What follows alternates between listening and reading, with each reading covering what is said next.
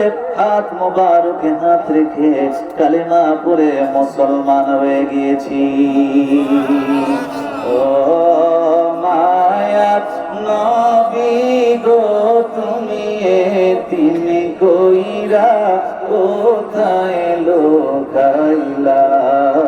ও মায়াত নবী গো তুমি এতিমি কইরা আমরা কেমনে যাব মদিনাতে, কেমনে যাব মদিনাতে একবার সে বলো না তুমি এতিমি কইরা কইলা।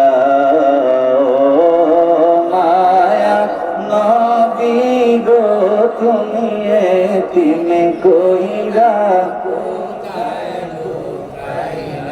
বিরহ বেদনা গনবী, বিরহ বেদনা গনবী আর যে সইতে পারি না তুমি এতিমি কইরা কোথায় লুকাইলা।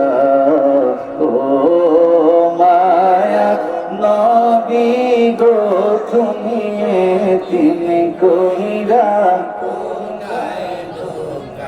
আমরা কেমনে যাব মদিনাতে, কেমনে যাব মদিনাতে একবার সে বলো না তুমি এতিমি কইরা কইলা। ও মায়া নবী গো তুমি এতিমি কইরা উম্মতেরা ডাক গো নবী, উম্মতেরা একবার দিদার দেখাও না তুমি এতিমি কইরা কোথায় লুকাইলা। ও মায়া নবী গো তুমি এতিমি কইরা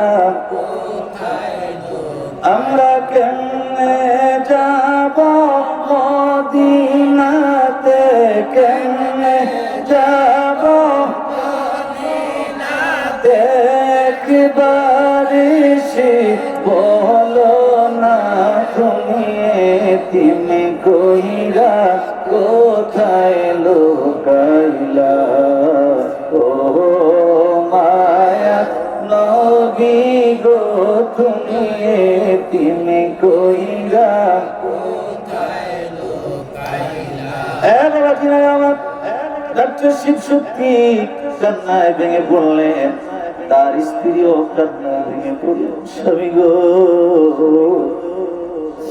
আপনি রাসূলে পাককে স্বপ্নে দেখেছেন, রাসূলে পাক আপনাকে মুসলমান বানিয়েছে, আমাকে কি করলেন?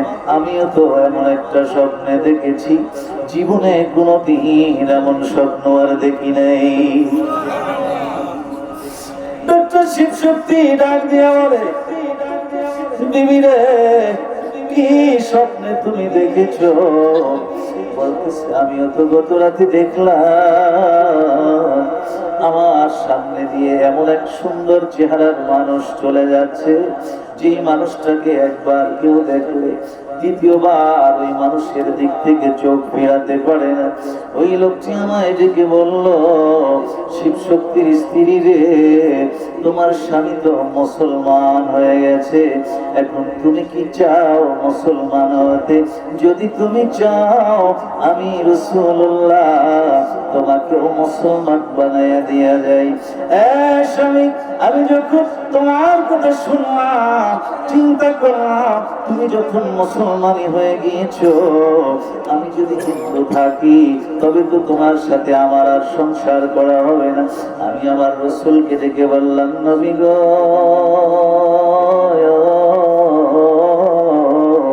দয়া করে আমাকে মুসলমান বানায় দেন, আমাকে কালেমা পড়া দেন।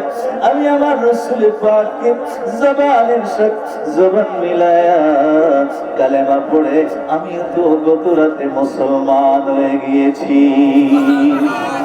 আল্লাহর হাবিবের কথা শুনে শিব শক্তি তার স্ত্রী দুইজন কান্নায় ভেঙে পড়লেন। আর ডাক্তার শিব শক্তি ডেকে ডেকে বলেন, বিবি রে, এই ঘর থেকে কি কোনো ঘ্রাণ পাও? বলে হ্যাঁ, এমন একটা ঘ্রাণ আমি পাই। ওই লোকটি আল্লাহর হাবিবকে যখন আমি দেখলাম, তিনি যখন আমাকে কালেমা পড়াইলেন, ওই সময় যেই ঘ্রাণ আমি পেয়েছিলাম, তোমার এই ঘর থেকেও ওই রকম জান্নাতের ঘ্রাণ আমি এখনো পাই।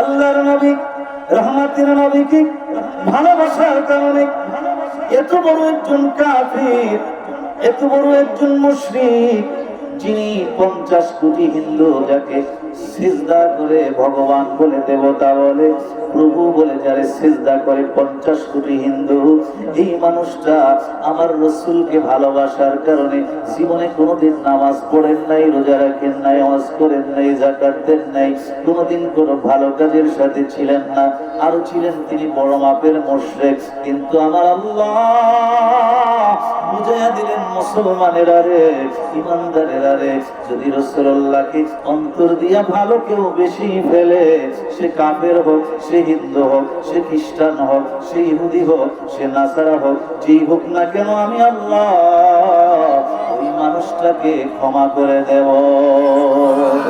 আল্লাহ তো এই জন্যই বলেছেন, ওয়ায়াগফির লাকুম যুনুবাকুম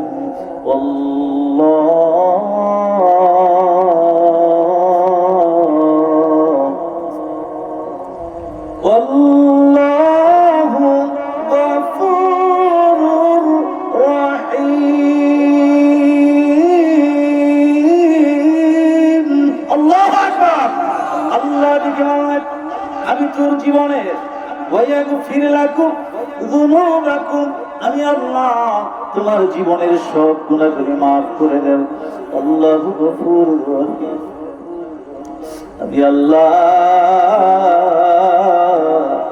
ক্ষমাকারী এবং এমন ক্ষমাকারী যার মধ্যে সর্বোত্তম দয়াও রয়েছে, ক্ষমাকারী এবং দয়াবান। জোরে বলুন সুবহানাল্লাহ।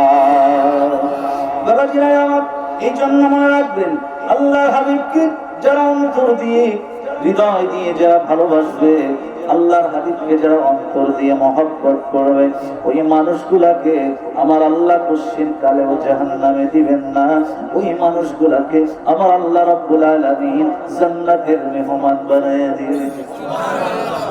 বাবাজিরা আমার, এই জন্য রাসূল পাকের প্রতি বেশি বেশি দরুদ পড়া দরকার। রাসূল পাকের প্রতি বেশি বেশি মহব্বতে সালাম প্রেরণ করা দরকার। যারা বেশি মহব্বতে দরুদ পড়বে, নবীকে সালাম দিবে, ওই একটা মানুষকে আমার রাসূল কিয়ামতের ময়দানে ফেলে আল্লাহর জান্নাতে কদম রাখবে না। একটু মহব্বতে দরুদ শরীফ পড়েন। আল্লাহুম্মা সাল্লি আলা محمد اللهم صل على سيدنا أدنى